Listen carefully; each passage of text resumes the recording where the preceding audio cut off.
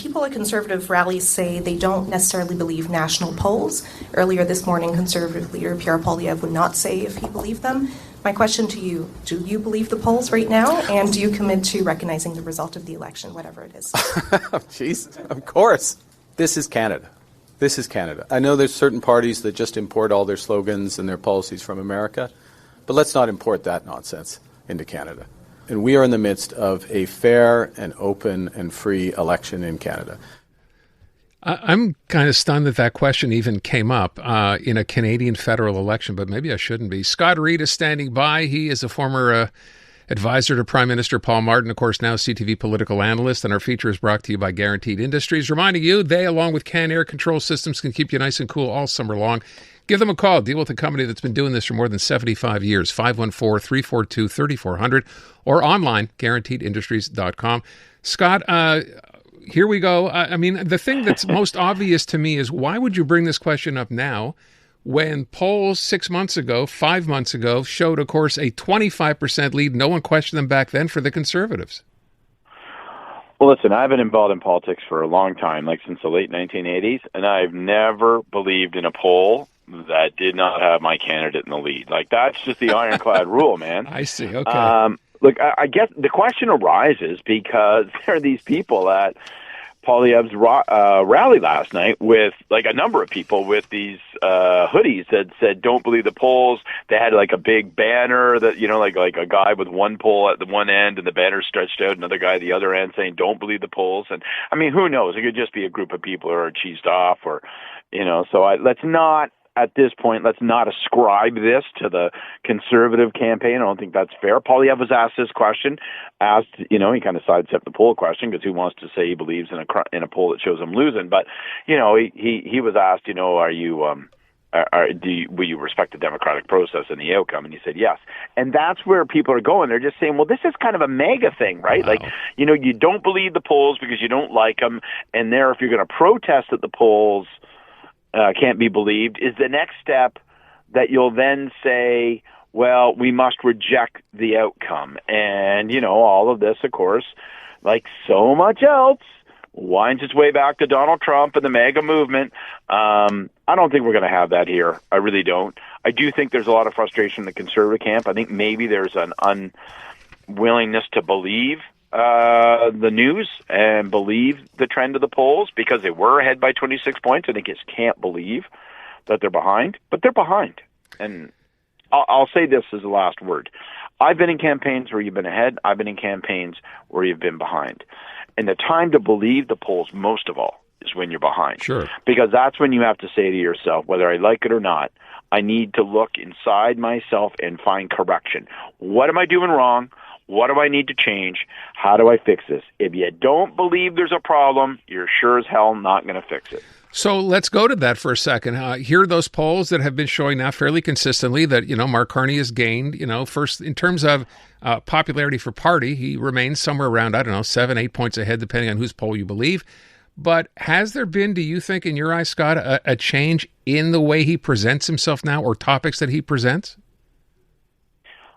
Well, I mean, we've had such a small sample of the guy. I mean, he's been on the political scene for about 15 minutes, it feels like. I think there is, as someone who spends a lot of time watching politics over the years, my observation would be this, and I don't know if I'm answering your question right. I don't know if this is what you're getting at, but the thing I would say is that when Carney is acting in his role as prime minister, when he's responding to Donald Trump, to tariffs, to the threat to our economic security, he seems comfortable. He seems in command.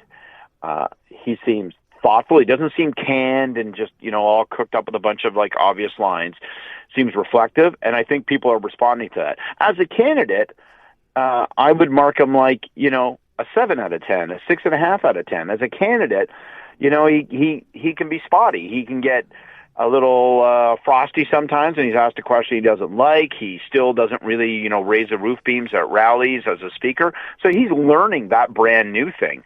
But when he's in the role of prime minister, I don't know if this means it's a change or whatever, but I see there's almost two Mark Carneys right now. The guy, when he's in pure candidate mode, he's okay. When he's in prime ministerial mode, He looks really strong, particularly in the moment, particularly in the context. That's why he's winning. Yeah, my question was about Poilievre, the idea that if you're looking at the polls and you see that, you're now trailing and you figure you have to change something, right? You're working with a team and they say, hey, it's not working, it's not resonating. Have you seen that change? I apologize. That's okay. I misunderstood. It's an interesting question. I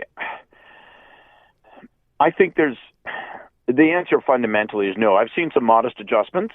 But they do these big rallies, and the benefit of them is that it's an expression of strength. 5,000, 8,000, 12,000 people in Edmonton. And so you go, wow, this is something you just don't see. Like a 12 to 15,000 person rally is something you see rarely in Canada. Probably haven't seen it since the 70s. So that's an impressive show of force, but it's not necessarily an indication that you're winning. It's not an indication of breadth of support. It's an indication of depth and intensity of support among your supporters. Right. So in that context, it encourages him to be partisan. It encourages him to go to all the greatest hits. And I don't know that works for him. He's got to make an adjustment. I think he has to make a bigger adjustment. This campaign is on a trajectory to lose. That is the truth of it. And people can say I'm biased because I work for Liberal prime ministers and stuff. I'm telling you, his chief campaign officer and advisor is a very good friend of mine.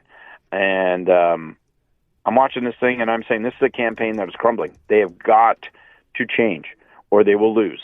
I don't know that this guy can change. His entire political persona is based around being inflexible, unbreakable, and unwilling to adjust. And so, your greatest strength can become your greatest weakness, and if you can't bend, you break. So I guess I would ask the question. This came up earlier. We know now Mark Carney's about to put on his prime minister's hat because he's going to have to negotiate or do something with respect to the tariffs yesterday and try to get some clarity for Canada. And it seems to me every time that happens, to your point, Scott, it does buy him some more credibility with Canadians who might still perhaps be on the fence, although maybe they've already made up their minds. Who knows? But that's a plus. I wonder how, as Pierre Poilievre, you fight back against that. He's going to speak to Donald Trump or to his Commerce Secretary. If he gets anything for Canada, that's a win.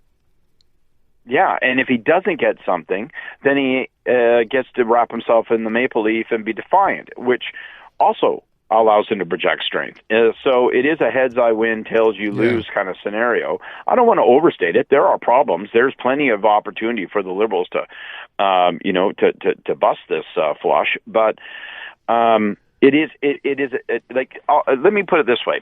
Yesterday, to my eye, I don't like this 3 strikes and you're out stuff. Like, if we're going to be honest, as a matter of policy. But that's good politics, and it's particularly good politics in suburban Canada, in the rim around Montreal, the rim around Toronto, the rim around Vancouver, the lower mainland. Like, that stuff plays in suburban Canada. And he had that very strong crime day. It was leading the news.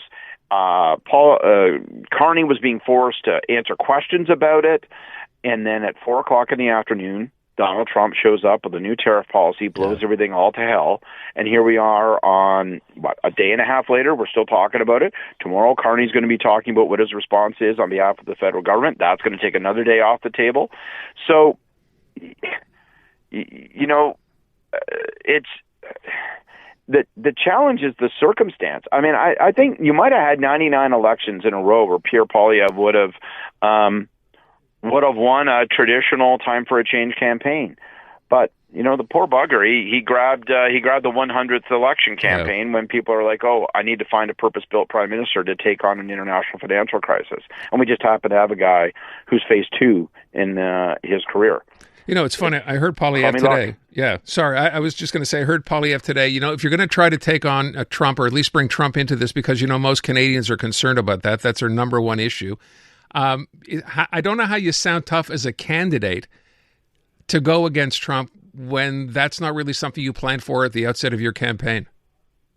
One of the things you notice, they are making some adjustments, and one of the things you noticed in the last, I'd say 72 hours that they're trying to do, they're trying to sort of make this argument. Poilievre and Prime Minister Harper, when he introduced him the other night in Edmonton, tried to make this argument, which is, about, Carney hasn't actually yielded results. If you can't control Donald Trump, right. If the reality is no matter what you say to him or no matter who you are, then maybe the job of the next prime minister is to just put in place the best foundations, the best policy going forward. And why would we trust a liberal? Why would we trust a stinking liberal? These guys have been around for a decade, and look at where we're at. You make that argument. But the problem is that people are still, whether it's fair or not, whether they like it or not, people are evaluating Carney as though he's a new political entity. And, I mean, I think one thing that Poilievre could and should do is quit projecting Trump. Like his manner when he was like snarking at the female reporter the other day. How big's my crowd? Didn't you like the size of my crowd? Right? It felt very Trumpy. Even when he has these big 5,000, 6,000 person rallies and, you know, he starts rhyming off these slogans and he gives people nicknames, Sneaky Carney. It's very Trumpy. So even as he's saying, we got to stand up to Trump, he projects the pictures, the image, the tone, the sound of him is Trumpy. And that, my friend, is why women, especially women over the age of 50, have said thanks but no thanks. And there's no getting those voters back. He isn't going to get a flippin' woman in the country to vote for him, hardly. Hard to give up old habits, it seems. All right, Scott, thank you so much. Appreciate it.